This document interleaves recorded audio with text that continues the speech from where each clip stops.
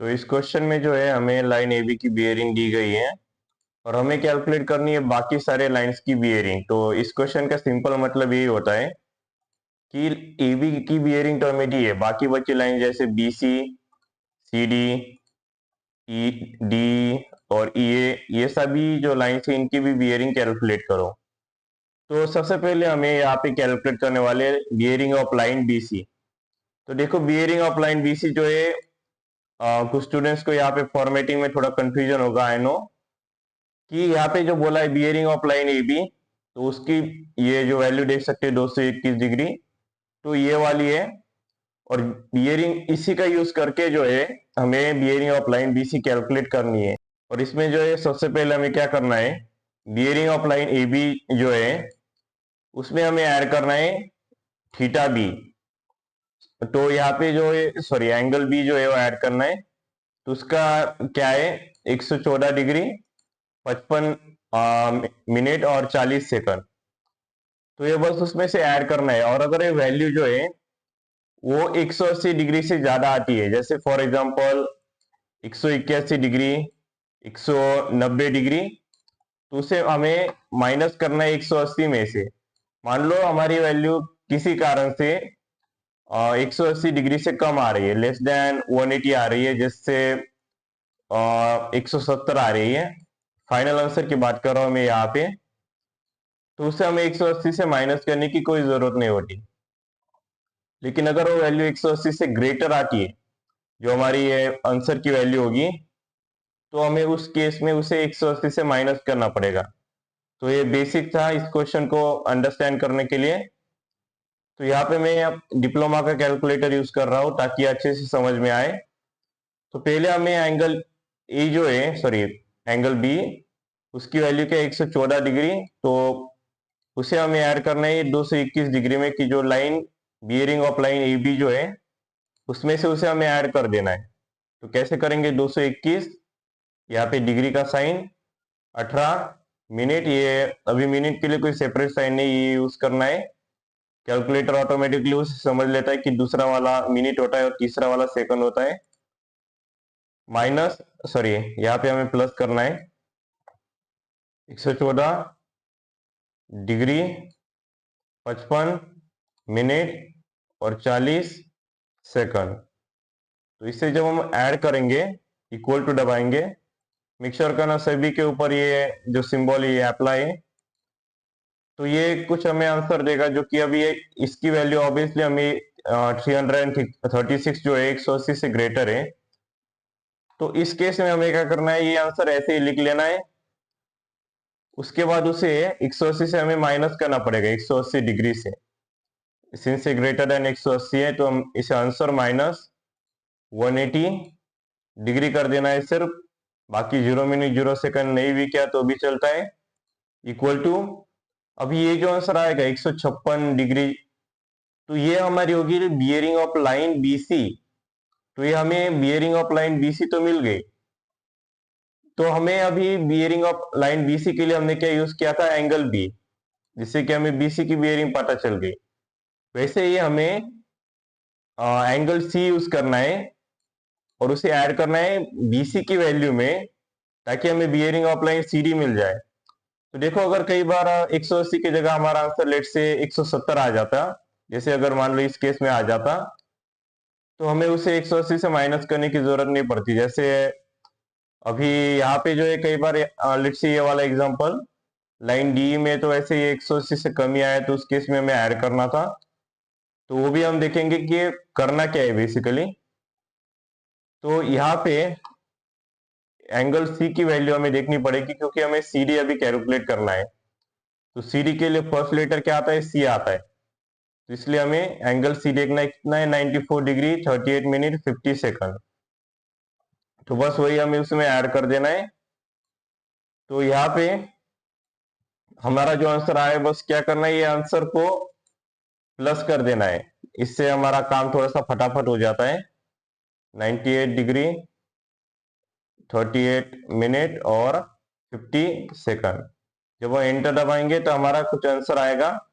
अगर 180 से ज्यादा है तो हमारे आंसर को हमें तो देखो ये इसे डायरेक्टली ऐसे लिख लेना है पहले, जो भी हमारा आंसर आए, अगर 180 से ग्रेटर है तो उससे माइनस करना है 180 डिग्री, और एंड यहाँ पे उसका जो भी आंसर आता है, अभी ये 70 डिग्री 53 मिनट आया है, तो इसे हमें, ये हमारी हो जाएगी bearing of line C D.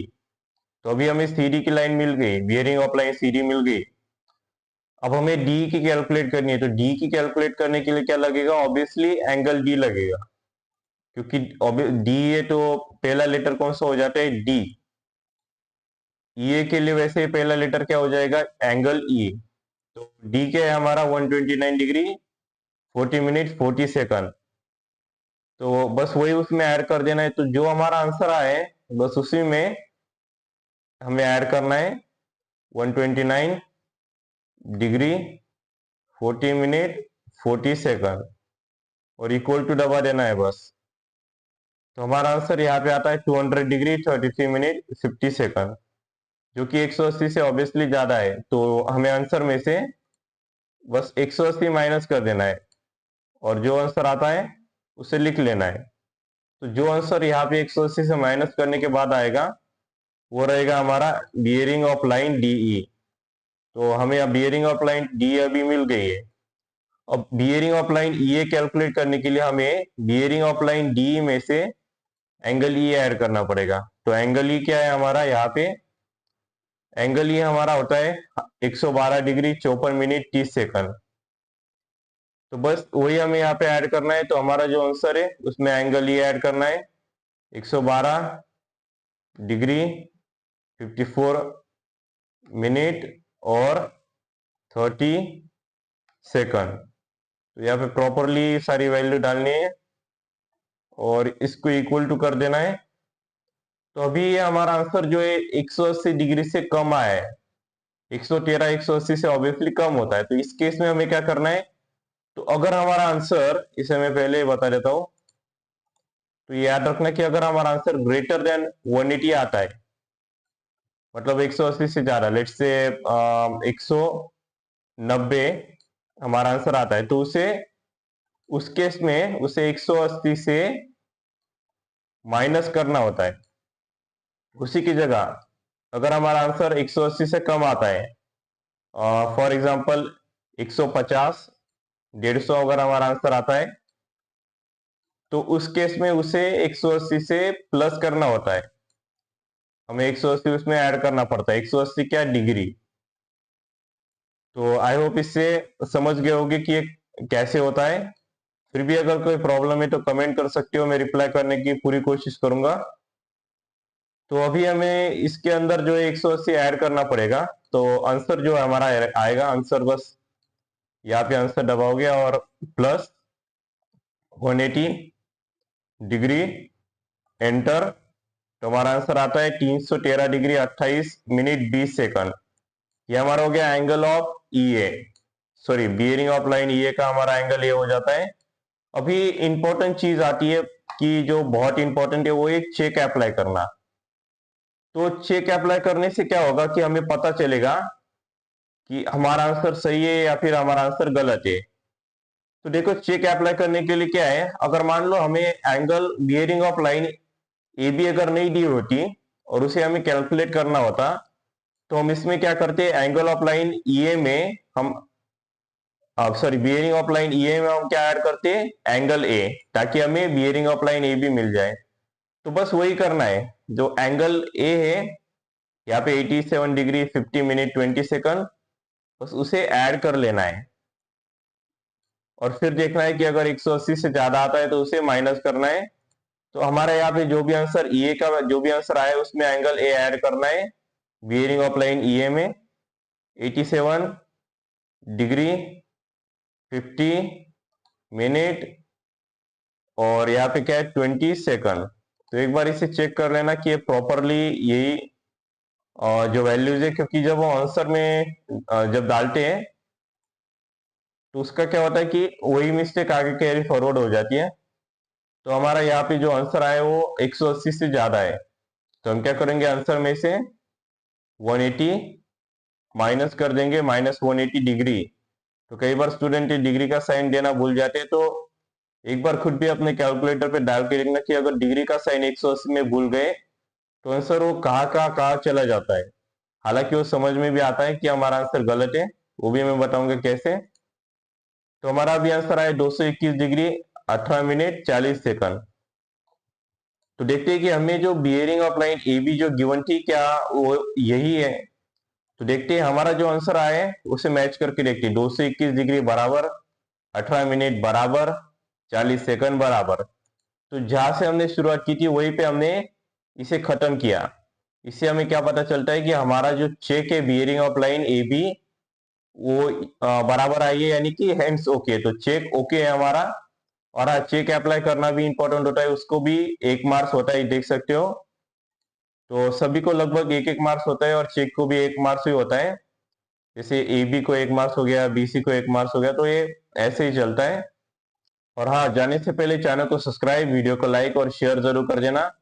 और जाते जाते अभी एंड कार्ड में एक प्लेलिस्ट शो हो रहा होगा, आई थिंक ये वाले साइड में। तो वो प्लेलिस्ट सर्वे के सब्जेक्ट का है, उसमें मैंने समर विंटर 2080 2090 और कुल मिला के चारों क्वेश्चन पेपर अभी मैं कवर करने वाला हूँ। तो आगे आने वाले लेक्चर्स और प्रीवियस लेक्चर जो है जिसमें सिर्फ मैंने न्यूमेरिकली कवर किए इन सब्जेक्ट्स के, तो वो न्यूमेरिकल का वीडियो के जो लेक्चर है वो एक्सेस मिल जाएगा प्लेलिस्ट में। तो प्लेलिस्ट सेव कर लेना। Thank you for watching and see you in the next one.